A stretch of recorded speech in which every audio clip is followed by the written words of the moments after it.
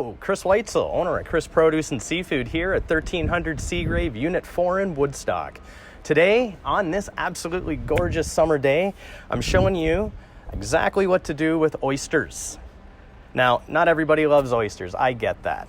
But a lot of people do love oysters, and we sell a ton of them here at the store and at the farmers markets. So what we have here today is beautiful, fresh oyster from Raspberry Point Farm in PEI. This here's a Lucky Lime, and just want to show basic shucking and why you might have heard about that one person who did get sick at a cocktail party. I'm going to get to at the end of the episode. So the first thing you want to do, make sure your oyster is fresh. How you can tell: wait, feel it in your hand, grab another oyster. Should sound like two rocks hitting each other. But the main thing is wait. There's a fluid in here that's keeping the oyster alive. And the longer that oyster sits in here, the more it's going to gobble up that fluid.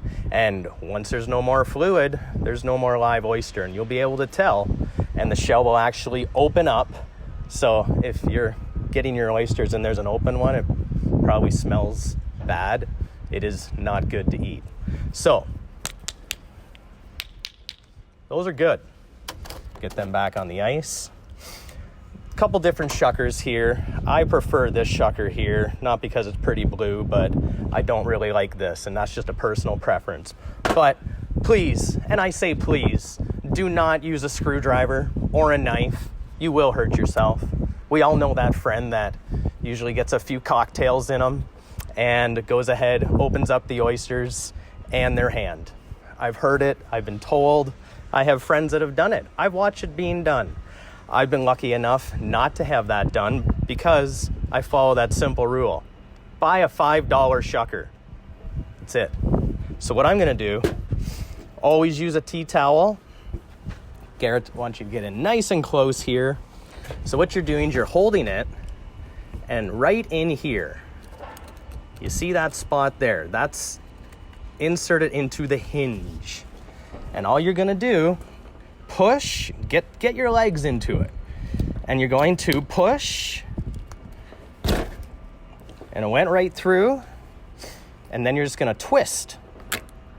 That's it. I always clean off the knife. The first thing you're gonna do is there's a muscle right about here. And you're gonna clear that. That one broke. See, that's what I'm talking about. It's stuck to it. It's still alive, people, so you want to be gentle. That's it. You want to preserve that fluid. Like I said, that fluid, I kind of liken it to the embryonic fluid of a baby, but we're not done here yet, folks. You want to keep it flat, and there's a muscle on the other side. See that? If I pull it back a bit, and you're going to go there, and that's it.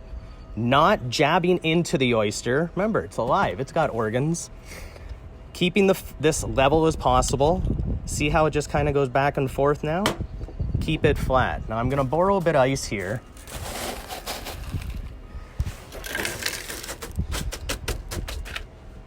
We're going to put this right on the ice, flat. And this is where you also want to check and make sure that there's been no broken shell that's gotten into it. You just scrape that out, and that is just how you want to serve it right there. I'm going to come back to this in a second. Let's do one more.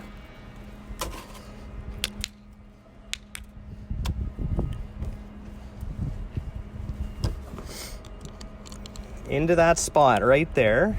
And this is where you want to put pressure. Make sure you have the towel there. Pressure. You're just wiggling. It's simple as that. It's in. Then twist it. Hold flat.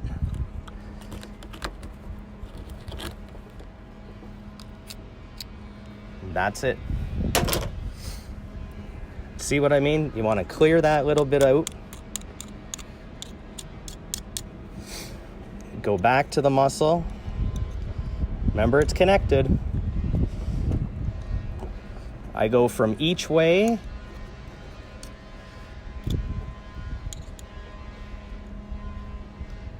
That's not good.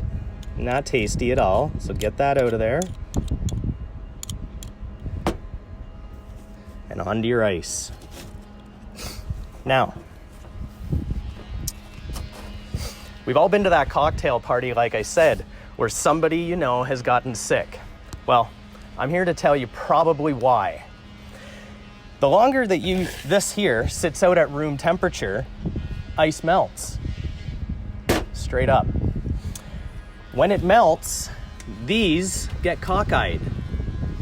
And eventually, later on in the night, these will sit here, and that fluid has now drained off.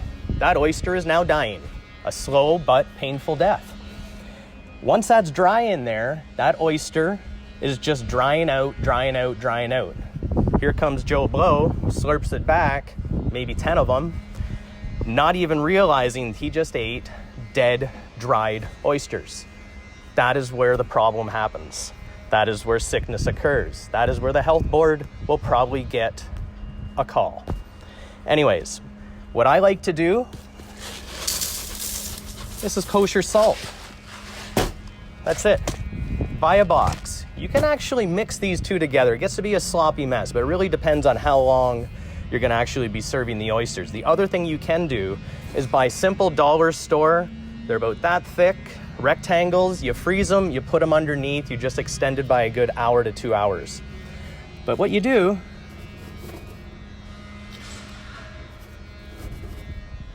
put your ice around, looks all pretty, and that's that. So now, when you're at that cocktail party and you have your beautiful oysters all laid out, you always want to have some sauces. Here, we have at the store, this is Dennis's horseradish. This stuff is delicious. It packs a bit of heat. It's horseradish. Another popular items here, we have Tabasco. You can use Frank's Red Hot. Fresh horseradish. Fresh horseradish. Say that 5 times fast. And this you just want to grate, and you can just have a little bowl. You want to have a little tongs so that they can pinch some in. Not everybody's cup of tea, but I love it. Fresh lemon, squeezed. Again, fresh. And a mignonette sauce. This is simple as red wine vinegar, minced shallot, maple syrup, and some fresh salt and pepper to taste. We have these available at the store in big tubs and little tubs as well. So that is really what I wanted to talk to you about oysters. Give you that quick little hack. This is worth its weight in salt.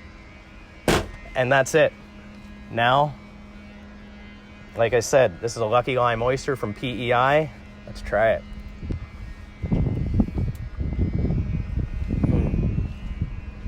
Briny, not too briny. Couple chews to get that flavor. Down the hatch. We carry usually 2 to 3 varieties at any given time. Our supplier at Cottle's Catch at 60 Otonabee Drive in Kitchener, they have a whole slew, 10, 12 different varieties of oysters at any given time. I usually carry Raspberry Point, Lucky Lime, which are from the same farm, as well as Gooseberry Bay. And those are briny, like salty sea briny. Too briny for some people to. Anyways, I'm Chris, owner of ChrisProduce Seafood, here at 1300 Seagrave, Unit 4. And remember, we're here to make your meals hook, line, and simple. Thanks a lot.